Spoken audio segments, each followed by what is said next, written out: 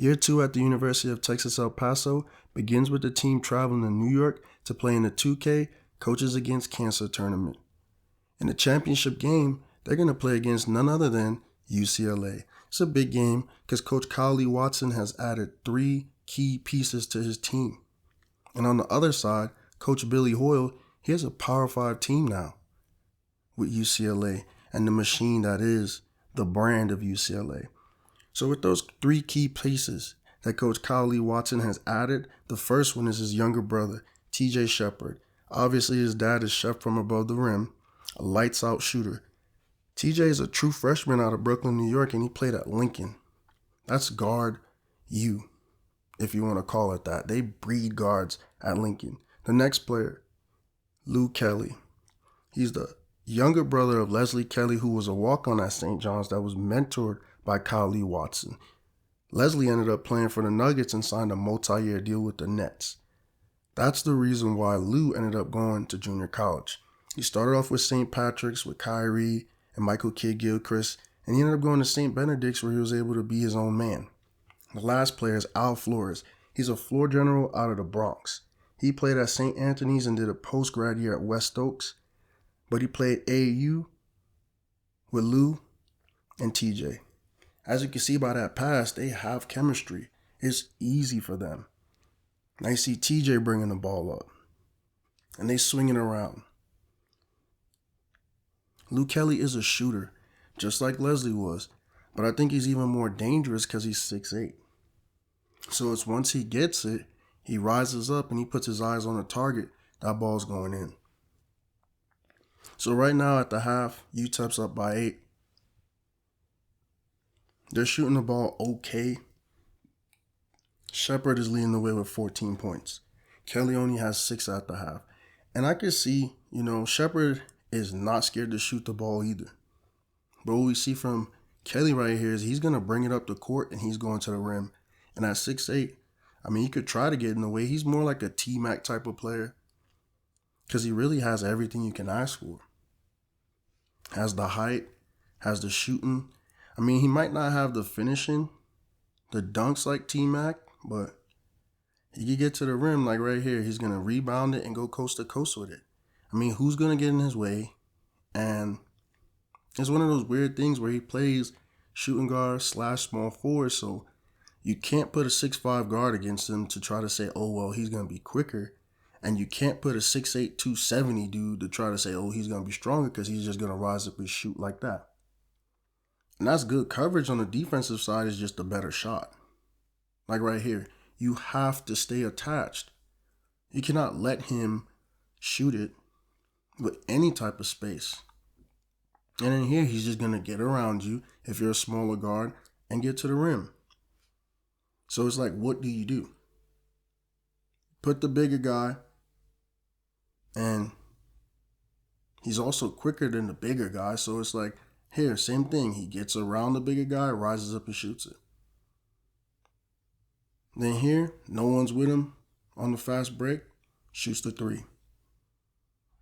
And then here, just rises it up over the smaller defender. So he's just a handful. He's a way better scorer than his brother was, and his brother ended up scoring 20 points a game for St. John's in the Big East. He was a second-team All-American. And now you see here, Kelly is leading his team to a 23-point victory. So he had one of those Carmelo-type games here in the Garden. 31 points, 5 for 12 from 3. 1 rebound, 1 assist. So you already knew what his goal was, to come back here to New York, the tri-state area, and score. And it wasn't so much that he was overlooked. It was just, he just got a bad rep. Started off with 2 dynamic high school players that were top of their class. Both of them decided, hey, I'm going to go do my own thing. And ended up going to St. Benedict's just like Corey did and scored. And he had a lot of games like the one we just saw with 30 points. So 2 of the better teams in the country, they're going to meet up again, and they end up meeting again. They actually end up playing each other in the national championship game. The only thing is that first game was a 23-point blowout, so Hopefully this second game could be a little bit more competitive. Coach Billy Hoyle has been with his team for a whole season now, so hopefully they gel a little bit. And I think that was the difference in that first game. You got 3 guys that played AAU together. Regardless of what routes they took and where they went separate at, they grew up playing together, so you saw that. In that first game, TJ, he had no second thought about shooting that ball. And we're going to see him on full display again this year. He's typical guard, 6'3", 180, perfect size to be a lead guard in the NBA one day. And like I said, you got the floor general. So it just made it so much easier. Then they're going against Jackson Ellis for the second time. So he's more similar to the build 6'3" of TJ, but he's going to be the one that's going to have to guard TJ and Lou. So here you see, they don't even have to look. It's such a connection between Flores. And then you see a football pass. You see a football pass. That's the type of play that these guys are best at. Just get the ball out in front. And you kind of forget that Smalls was a walk-on from Lubbock. That was a monster for UTEP last year when it was just him. And then now you sprinkle in these 3 key pieces. And then obviously you get a couple guys out of the recruiting cycle to go with them. So it's just like a complete team, kind of similar to what they did with St. Francis. It was an okay team, and then they started recruiting. Luke Kelly, as always, hand down, man down. Like, you have to guard this man from 3. And like I said, he's 6'8", so once he rises up, it's over with. He's not like your typical guard that's 6'5".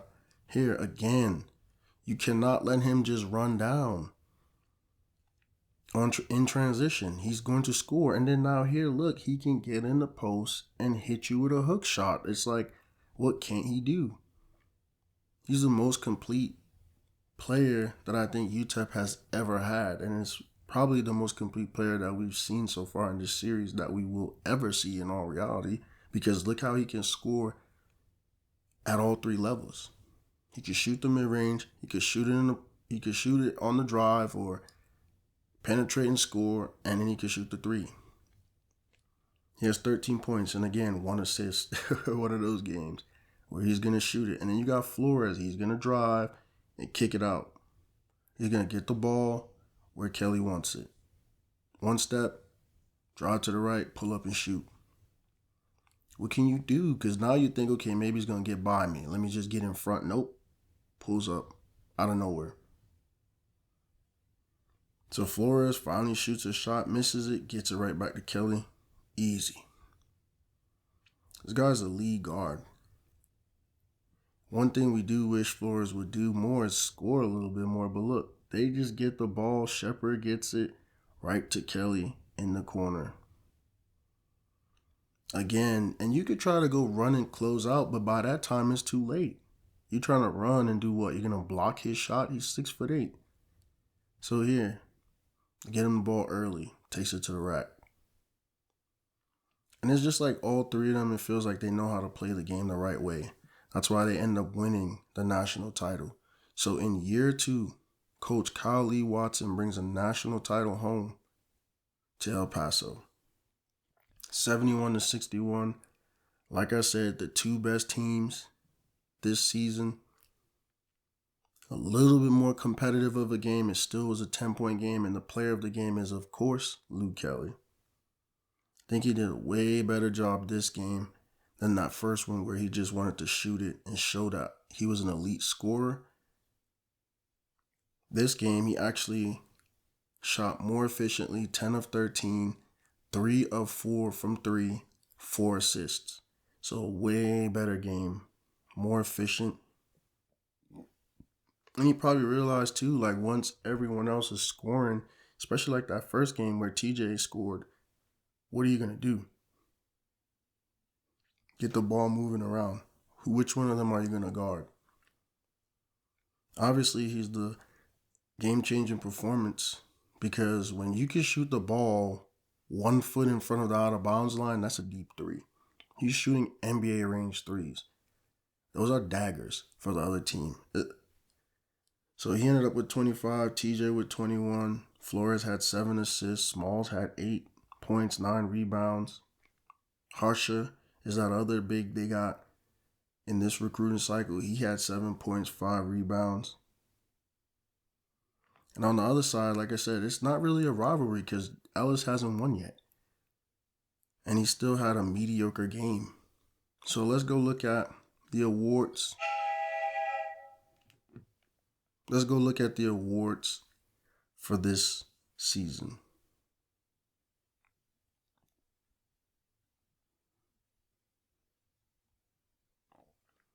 So obviously 40-0, undefeated season, 16-0 in conference.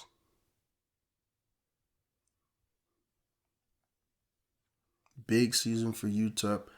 Best season since that Glory Road team that won it all in the 60s. They ran through the conference. Full attendance. Kelly had 26.5. That's crazy. That is crazy video game type numbers for real. And he's only a sophomore, so it's not like he's his 4-year veteran senior. So in that first round game, they just took care of Northwestern State easy by 14. Second round game, they barely got by Utah State. Third round game, 32 against UConn in the Sweet 16. 24-6-4 against UTEP and against Duke in the Elite Eight. 24 against Arizona in the Final Four, and a national championship game. Man, I'm off, right? Over here saying against UTEP, like that's not our team. So let's flip it to the other side. Let's go to LA. They got 36 wins. And they won their conference easily with 16-2 as their record. So he's a 30-win-a-year coach. Now you just give him the machine and the brand that is UCLA, and it's only going to go up from here. This first year was with a bunch of players that was given to him, and they won 36 games and made it to the championship game. So, I mean, they can only go up from here with this UCLA program.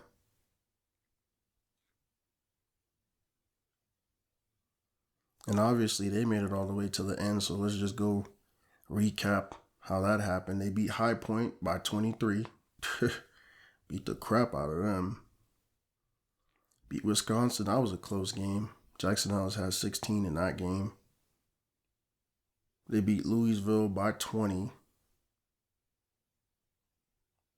They beat Georgia Tech by almost 30. And that's the thing. He has some moderate scores. And then they beat Michigan State in a close one. Yeah, they got some moderate scores. They score in the teens. Nothing too crazy. So let's just go look at the recap of the season in terms of who won the awards this year. So obviously, 40-0 undefeated season, national champs, best team in the country, #1.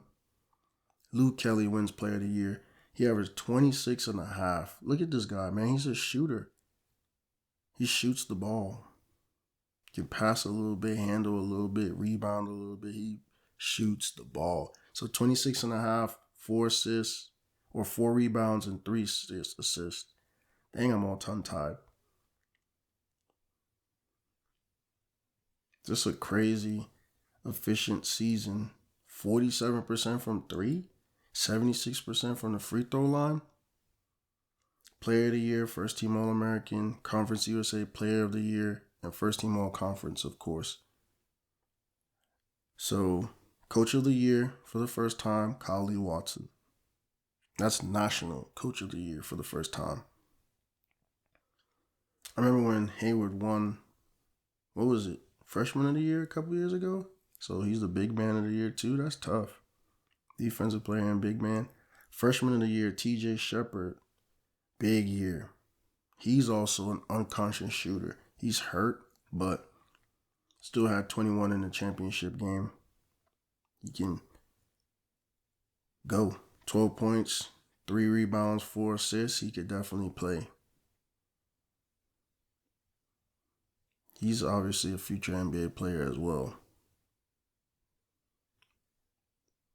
48% from the field, 36 from 3, 79 from the free throw, started all 40 games. Yeah, he's definitely an NBA player. And that's the thing too. So Kelly's first team All-American. 12, 13 points is a great season in college. So Flores is a freshman All-American, 7 points, 5 rebounds. And Shepard is a freshman All-American. Like I said, when you add those 3 key pieces to a team that had already won 29 games, it just takes them over the top. So conference champions, conference coach of the year, player of the year, freshman of the year, they basically swept the awards. First team all conference for Lou. Second team all conference for TJ.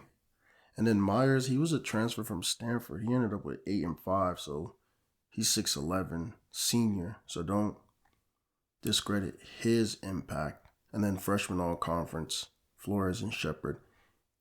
Yeah, we really didn't talk about him, but he obviously had an impact on that team, being that big and playing at Stanford.